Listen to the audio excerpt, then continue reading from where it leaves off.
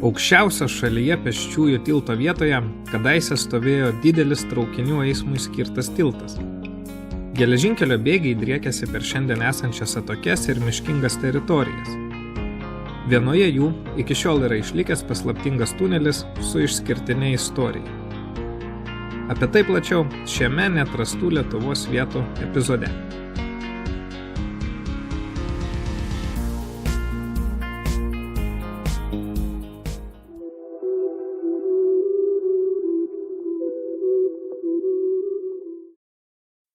Labas rytas. Šiandien vykstu į Dzūkijos sostinę, kur šalia aukščiausio Lietuvoje pėsčiųjų tilto slepiasi labai įdomus istorinis objektas.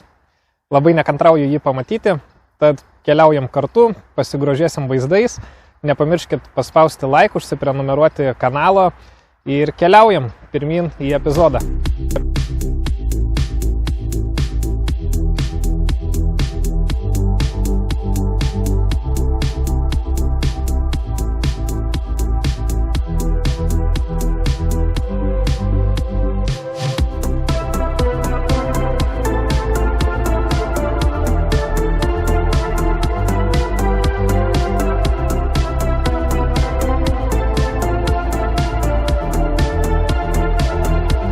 Taigi atvykau į Alytų, kur nuo Baltosios Rožės tilto atsiveria tikrai labai įspūdingos panoramos, o dabar keliausiu į netoliese esantį mišką, kuriame slepiasi upelis, o virš to upelio kadaise ėjo geležinkelis ir tuo tikslu buvo pastatyta tokia kaip pralaida arba tunelis.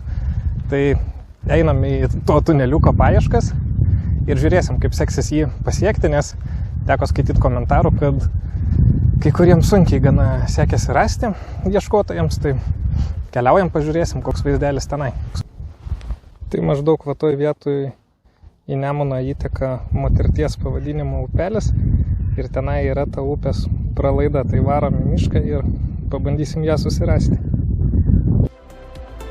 Aukščiausias Lietuvoje pėsčiųjų ir dviračių tiltas Alytuje, jungiantis du Nemuno krantus, iškilo 2015 metais. Tačiau šioje vietoje esančio tilto istorija prasideda gerokai anksčiau. XIX amžiaus antrojoje pusėje Alytaus krašte buvo tiesiamas geležinkelis, o būtent šioje vietoje 1899 metais buvo pastatytas 33 metrų aukščio tiltas, skirtas traukinių ir vežimo eismui. Per Pirmąjį pasaulinį karą 1915-aisiais besitraukianti caro kariuomenė tiltą susprogdino. Alytų užėmę vokiečiai jo vietoje pastatė laikiną medinį geležinkelio tiltą. Jo aukštis siekia 35 metrus. Tas tiltas tarnavo iki 1926 metų, o vėliau buvo išardytas.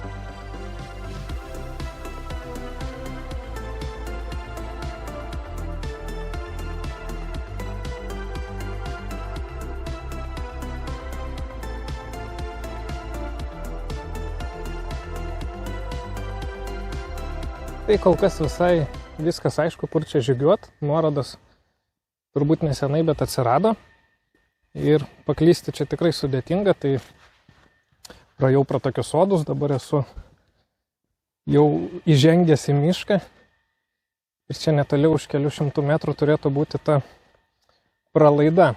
O istorija yra tokia, kad jeigu trumpai, tai XIX amžiui, kai buvo čia statomas geležinkelis, tai tiesiog virš upelio, ko gero dėl finansinių sumetimų, nelabai norėta statyti rimtą kažkokį tiltą, tai kaip sprendimas buvo sugalvotas iš akmenų toks padarytas kaip tuneliukas tam upeliui prabėgti. Tai aišku, jau ilgą laiką nebėra čia jokių geležinkelių ir to išlikusių ženklų, bet ta pralaida, tas tuneliukas yra išlikęs ir tikrai turėtų būti pakankamai įdomus vaizdas.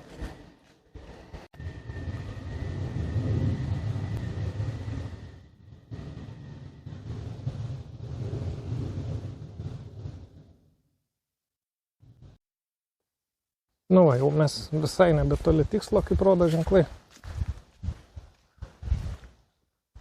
Visai arti. panašu, tas ženklas dar įrodo egzistavusio geležinkelio likučius. Jo, tai fainiai, čia turėjo atrodytas vaizdelis pro siaurą miškų ruoželį. Ai, tai pasirodo, aš čia ir stovėjau, kur buvo geležinkelis, reiškia, pralaida turi būti pačioj. Einam apsižvalgysim, šlaitai tai pakankamai status, pakankamai aukščio yra nemažai. Į kojas reikia dėti atsargiai.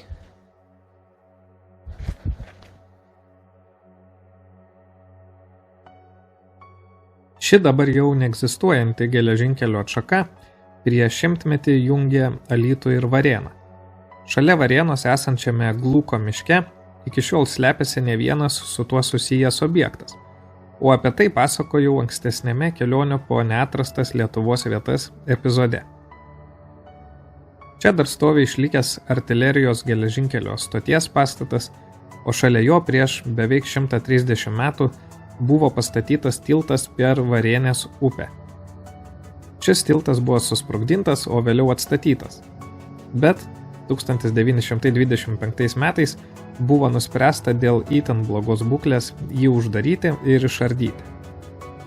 Nuo to laiko ir išnyko geležinkelių susisiekimas tarp šių geležinkelio stočių.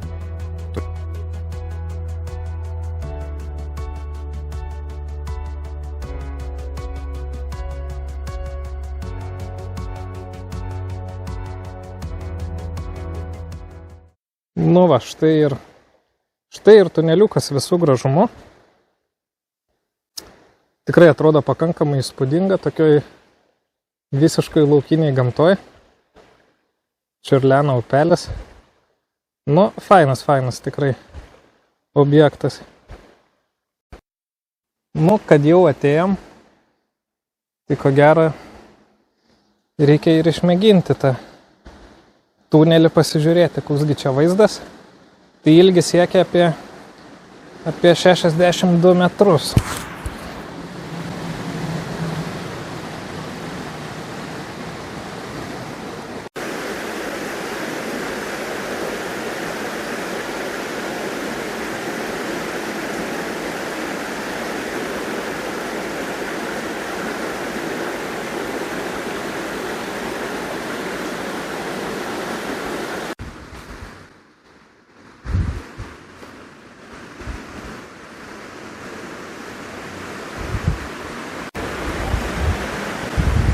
Tunelio lubos atrodo visai nesenai tarsi būtų atrenovuotos. Tai visai nebloga būklė. Tai bandom žygiuoti tuneliu. Tiesa, tunelis turi tokius kaip laiptelius, slenkščius. Tai čia eiti reikia pakankamai atsargiai, nes ir drėgmės yra, ir vandens čiurlenimo.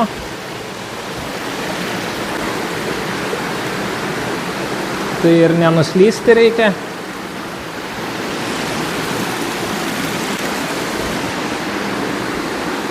Ir saugotis, ir žiūrėti, kur žengi kiekvieną žingsnį.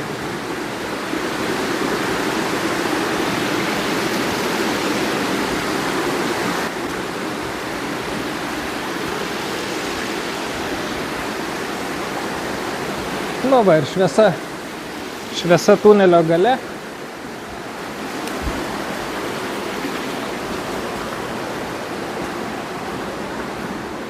Ir štai kita upelio pusė.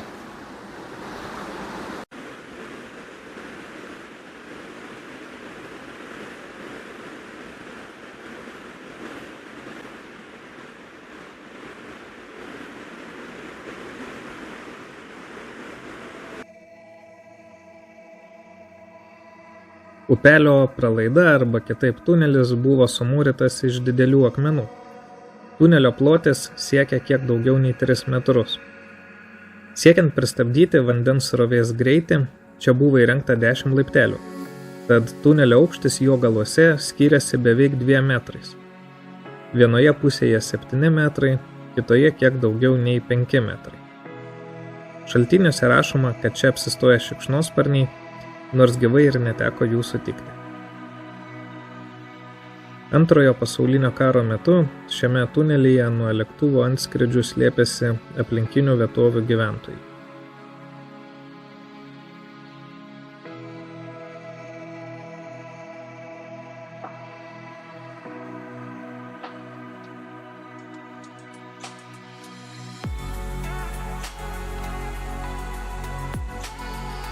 Pavyko sklandžiai pereiti abi tunelio pusės ir iš vienos ir iš kitos. Tai tie slenkščiai jų yra 10 berods, tai tikrai aukštis skiriasi ir nepasišvietus su prožektorium, ko gero būtų sudėtinga jį pereiti. Ir srovė irgi yra pakankamai nemaža.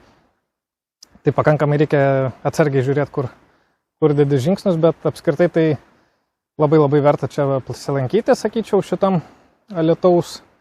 Alytaus pakrašty ir apsidairyti, nes tikrai mažai tokio įspūdingumo, tokio tipo objektų mūsų šalis tikrai neturi labai daug.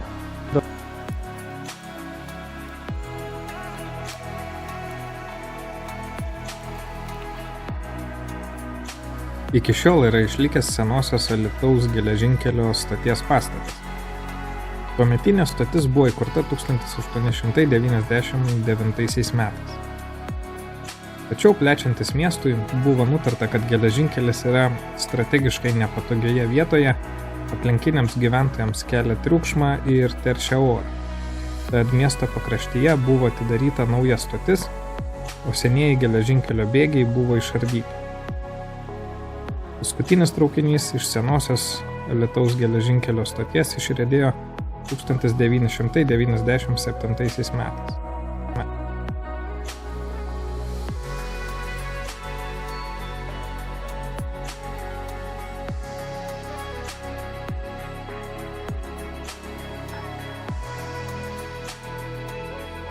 Kągi, tai epizodą iš Moterties tunelio baigiu. Kaip visada, nepamirškit paspausti laiką ar užsiprenumeruoti mano kanalą, jei to dar nepadarėte.